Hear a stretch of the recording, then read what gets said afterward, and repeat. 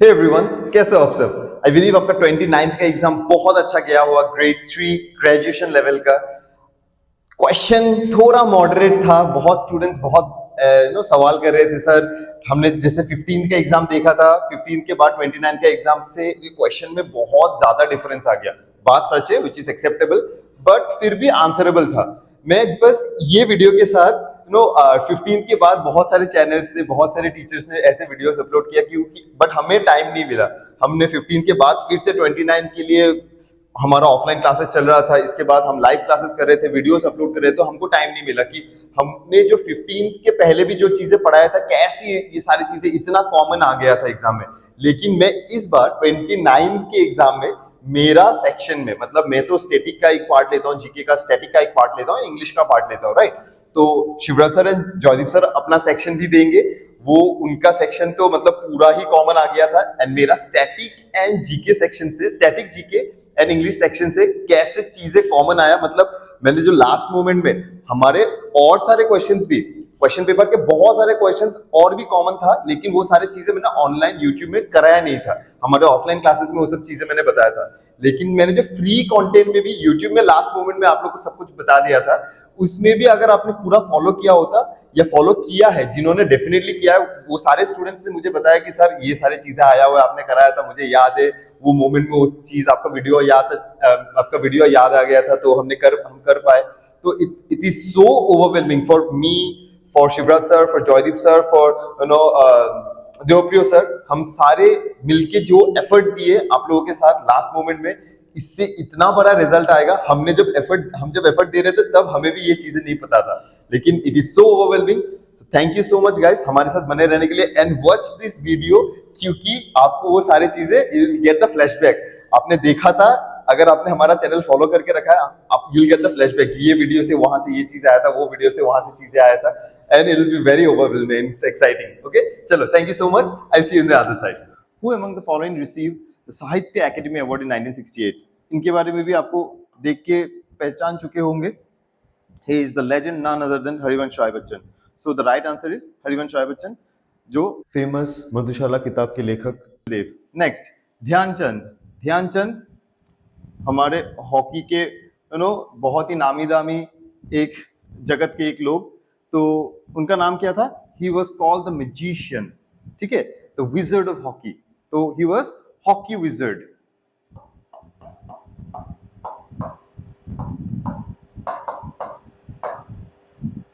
Hockey wizard. चलिए अगला देखते हैं, PT Usha. Now PT Usha को दो नाम से जनरली पुकारा जाता था, या उन्हें ऐसे उनको संबोधित किया जाता था। उड़न पड़ी, उड़न पड़ी, she used to run so fast, so it's like almost she is like flying. तो उड़न पड़ी या पवोली एक्सप्रेस, ठीक है, उड़न पड़ी या पवोली express.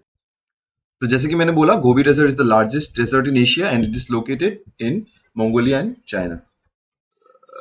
Positive degree, this is comparative degree and this is superlative degree, right? ये बेटर क्या है भाई? बेटर बेटेस्ट, ये बेटर नहीं होगा, तो ये तो पहले ही कट गया, फिर क्या बचा है? तो अगला देखते हैं। Oh now that's a very easy one. आप लोग फोटो देख के समझ ही गए होंगे, we are talking about the famous Umananda temple. ये कहाँ पे है? That is in peacock islands. अगर ऐसा क्वेश्चन पूछ लिया कि कौन से हिल में, कौन से हिलॉक में है, या ऐसा कौन सा हिल में पूछ लिया, तो याद रखना we are talking about Bhasmachal hills, क्योंकि नीलाचल किस में है? नीलाचल में कामाख्या है।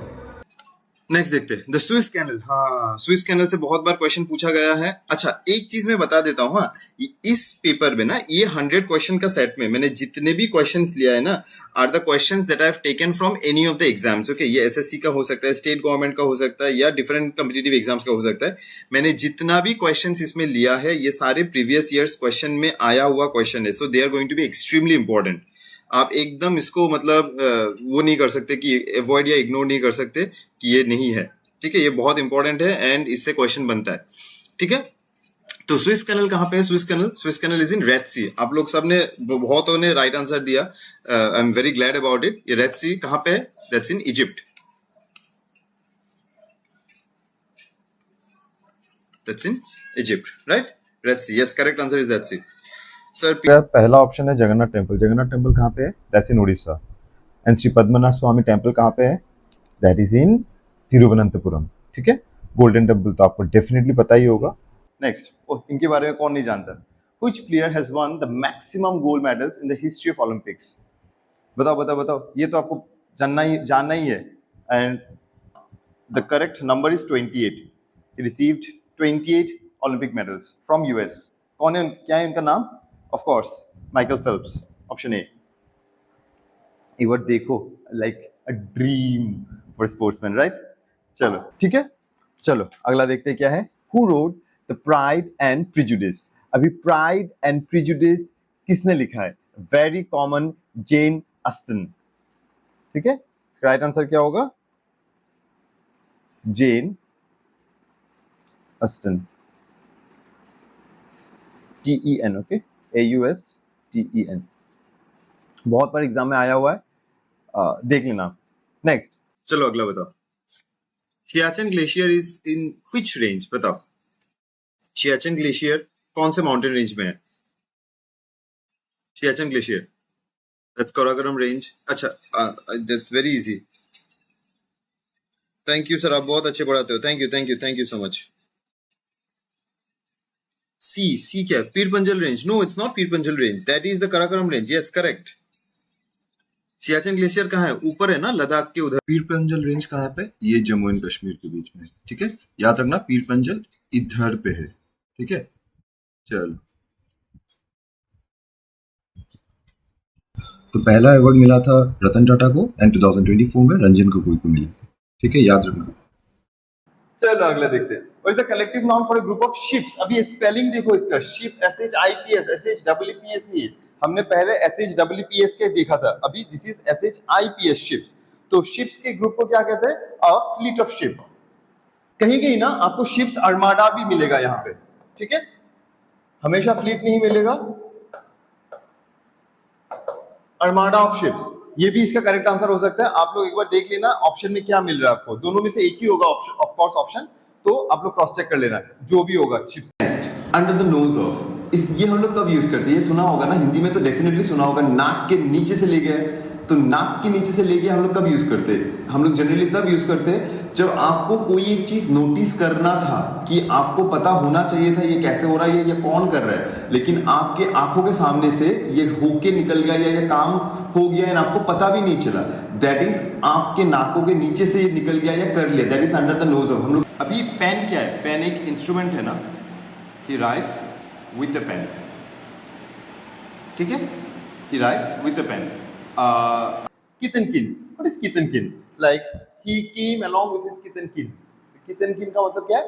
blood relatives। ठीक है, blood relatives।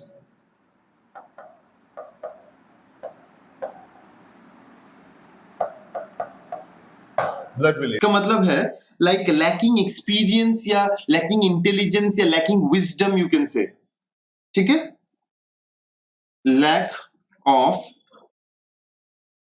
experience or wisdom, that's naive। gullible, that's a very nice word। हाँ, gullible।